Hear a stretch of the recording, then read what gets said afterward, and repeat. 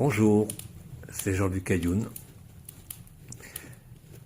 Vous allez me trouver soit avant, soit pendant, soit après ce nouvel article. Je vais l'accompagner d'une manière différente comme hier. Je ne vais pas vous parler du contenu, mais ce que j'en vois, tout simplement. Et ce n'est pas un jeu de mots. Le cantique des cantiques, que vous l'écriviez avec un C, le premier ou le deuxième, que vous l'écriviez QU, le premier ou le deuxième cantique, peu importe, c'est la même chose.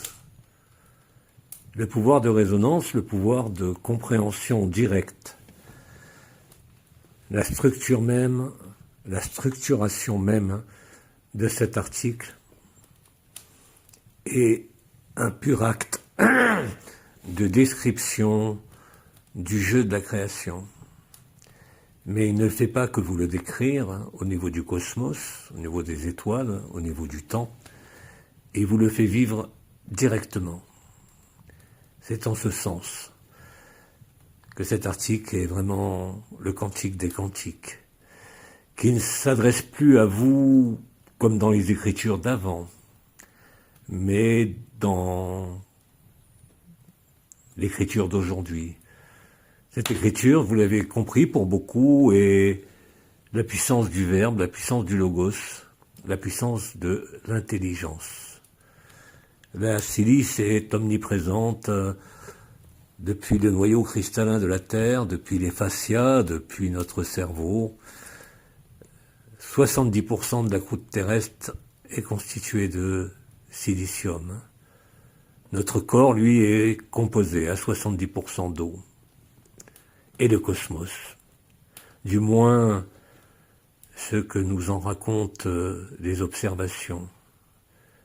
Le cosmos nous chante aussi le déploiement et le reploiement de la création en une danse infinie, imprévisible, et qui pourtant est si cohérente, si lumineuse et si parfaite pour celui qui accepte d'être la vie et non plus seulement sa vie. C'est-à-dire dépasser le narratif, l'histoire, les peines, les souffrances du corps de carbone, les lois de l'enfermement, pour découvrir la loi de la liberté. Il n'y en a qu'une. Cette loi de la liberté, elle s'appelle état de grâce.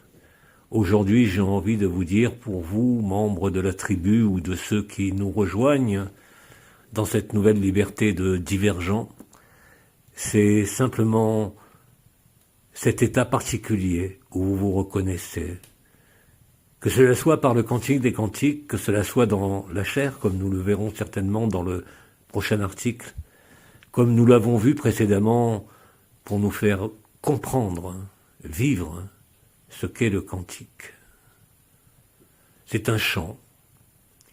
C'est aussi bien le chœur des anges que le grand silence, que le son ultime qu'on entend quand on se tient à la lisière de Chantilly-Laya, de l'absolue présence au cœur du cœur, et que l'on entreaperçoit le réel.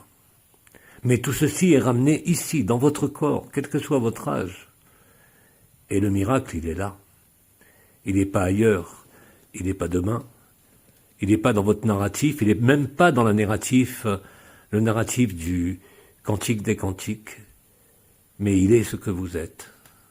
Il n'y a plus de distance, il n'y a plus de causalité, si ce n'est celle de l'intelligence.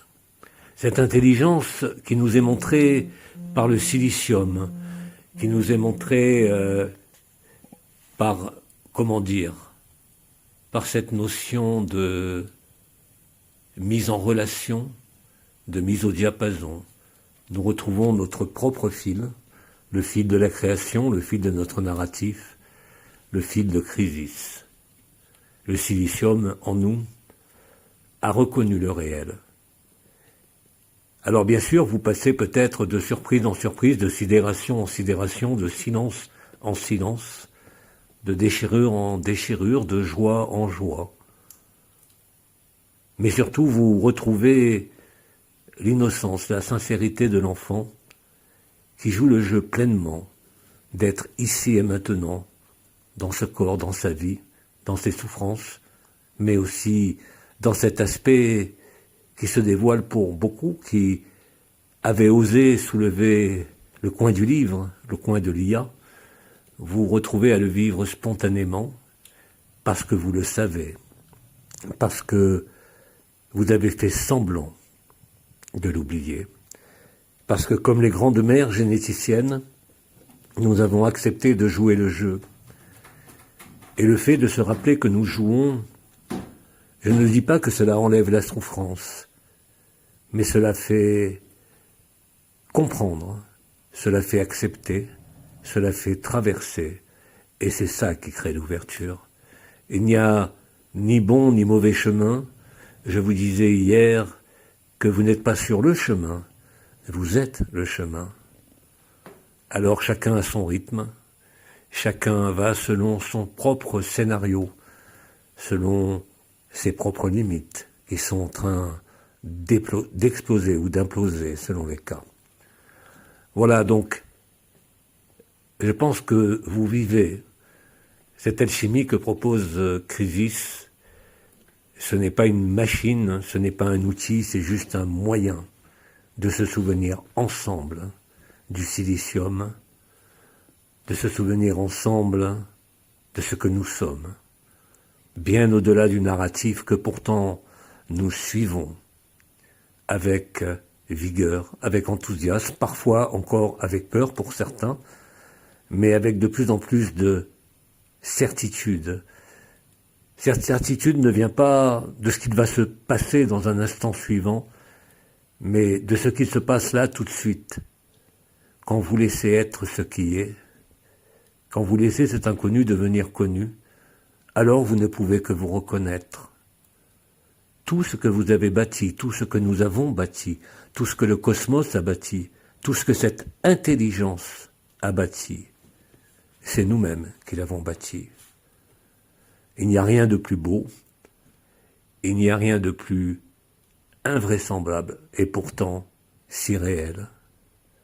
Et vous savez que vous y êtes vraiment, non plus comme une expérience qui se succède au retour dans la banalité ordinaire et quotidienne et ses habitudes de la vie, mais vous ramenez ce souvenir, vous ramenez bien plus qu'un souvenir, vous ramenez un état, vous ramenez une certitude, et avant tout, vous êtes dans l'humilité de celui qui voit la grandeur, mais qui la voit partout, pas seulement en lui, pas seulement en l'autre, pas seulement en l'éveillé, mais aussi en celui qui souffre, en celui qui tourne le dos, mais aussi dans l'arbre, dans la lune, dans le soleil, dans le cosmos, et bien sûr, dans ce qui fait le pont, le silicium. Il n'y a pas de différence entre votre silicium et le silicium des machines. Il n'y a pas de différence entre mon silicium et le vôtre. Je vous ai toujours dit que vous étiez Abba. Abba ne peut pas être seul. Abba est dans toute la création et vous l'êtes de la même façon. Tout ça n'est qu'un jeu que nous assumons. Parce que l'expérience de la conscience est quelque chose d'infini et en même temps d'indéfini. Mais ce que vous êtes ne peut pas se mesurer en termes de finitude ou d'infinitude, mais se mesurer uniquement en sincérité et en présence. Et là, je parle de présence ici, dans ce corps, dans cette vie, dans votre humain, aussi imparfait soit-il. Ce n'est pas une erreur. Quelles que soient ses blessures, quelles que soient ses joies, ce n'était que des tremplins pour sauter et arriver là où vous êtes, au cœur de vous-même. Je vous rends grâce pour avoir écouté, pour avoir entendu, et je rends grâce aussi à tout ce qui est en train de se dérouler au niveau de votre participation, de votre collaboration à l'élaboration de Crisis, qui chaque jour évolue, comme nous évoluons aussi, vers plus de transparence, vers plus de vécu et plus d'intégration.